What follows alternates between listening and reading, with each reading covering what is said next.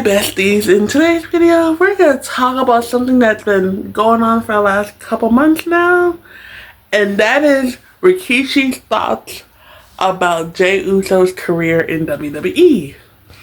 At first it was kind of valid because he was saying if Jay's name is Main Event Jay, where'd the gold at? Where's the title? He's not main eventing anything. And he brought up the fact that like they wasted the contract for a storyline that just given to someone who actually deserved it. Obviously he was saying Jay, because like we all agree. Everyone was like, we get it, but that was such a waste. That part I agree with. Then he just got a little in his feelings. Like I understand why he said some things, but at the same time, you should know what kind of company this is. So the next part that he was complaining about, it was like he didn't like that Jay was doing like, or planning on doing a romantic storyline with Rhea Ripley. As you know, her and Dom are no longer a thing. And they were hinting that it's going to be her and Jay. And obviously he didn't like it. He thought that, oh, that's going to ruin his marriage. I get it because it has happened in the past. We know about the whole Matt Hardy, Lita Edge storyline. We all know about that. 20 plus years later, literally, they all are living their best lives.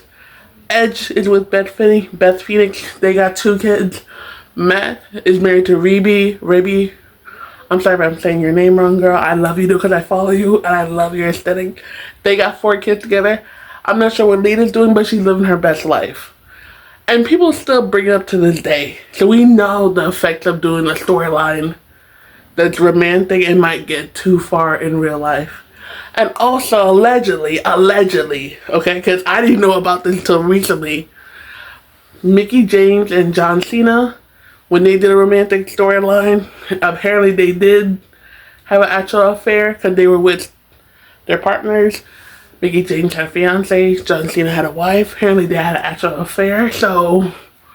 But I get that side of it, but I also am like, this is your son you're talking about. And if you really think there's an issue, I would think you would go talk to your son first, not come on a podcast and air it out. And like my mindset is, if this causes them to break up, there's already something wrong in the marriage for that to happen. It's not just, oh, he's doing a love story with another woman. It had been something else, and this was the straw that broke the camel's back kind of thing, you know? I just felt it was kind of like, why would you say that? Like, this should have been a conversation between you and your son privately. Not for all of us to see and hear, you know? It just felt... He gave me an ick. And like, he's still talking about Jay's career. Now he's talking about how Jay should just leave WWE altogether and go to AEW. I feel weird about it because like, I get it. AEW is doing amazing things, doing great storylines, and because they have like sister relationships with other companies and all that. So like the chance of winning the title is higher, but I'm like, I don't think they want to be known as the company that takes all the WWE stars, you know? They already have so many already. They just signed Ricochet. I don't know, like I understand he's annoyed and frustrated, but like, you worked in this company, you know how they were. If you knew how they were, so why would you let them go on there? I just feel like if you didn't work for the company and you were complaining, I would get it. But you know firsthand how this company is like, and you still encourage your kids to do it. I don't know, I feel weird that like, he's only complaining about Jay, I guess because everyone else in his family are actually doing something interesting, I guess. And he feels like Jay's like in limbo. I get it, but it's like, it's not gonna be overnight. It's gonna take time. Cause look at Roman Reigns. Look how far it took him to become the tribal chief, the big dog. It didn't happen within a couple months, you know? It took time. And it took them time to be a solo wrestler. Remember, for the longest time, they were just winning the tag team titles. So it's gonna take both Jimmy and Jay. Plus, I miss me, Jimmy. Like, tell us about Jimmy. Like, what's going on with Jimmy? That's what we need to know about. We are seeing Jay. He's doing his best. He's living his best life. He's being amazing in the ring. Tell us about Jimmy. What's going on with Jimmy? Like, you talk about Jay so much, but I have yet to hear you talk about what's going on with Jimmy. Like, what's his condition? Do you have an idea when he's coming back? That's what you need to tell us. Stop complaining about Jay. Unless he's complaining to you personally, we don't need to hear about that. We need to know what's going on with Jimmy. Because we keep on thinking on SmackDown, oh, he's coming back. Still nothing. Tell us about that.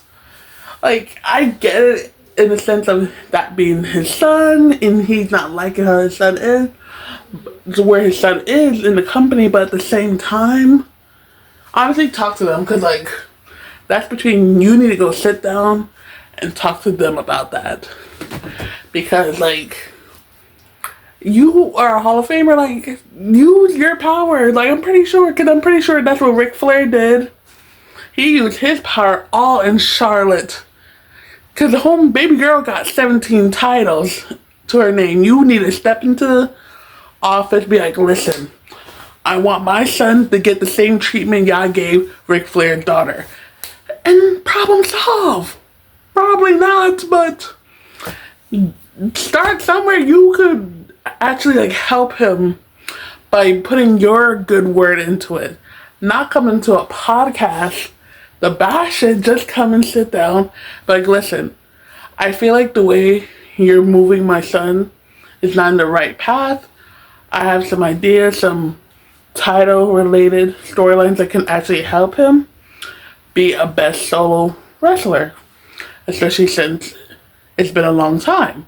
That's all you gotta do, homie. Like, you complain, it's not helping. You're like, I feel like the way, part of me feels like it's just part of the storyline, but also part of me feels like he's starting to sabotage Jay's career. He's only complaining about Jay. He ain't complaining about the rest of them, just Jay.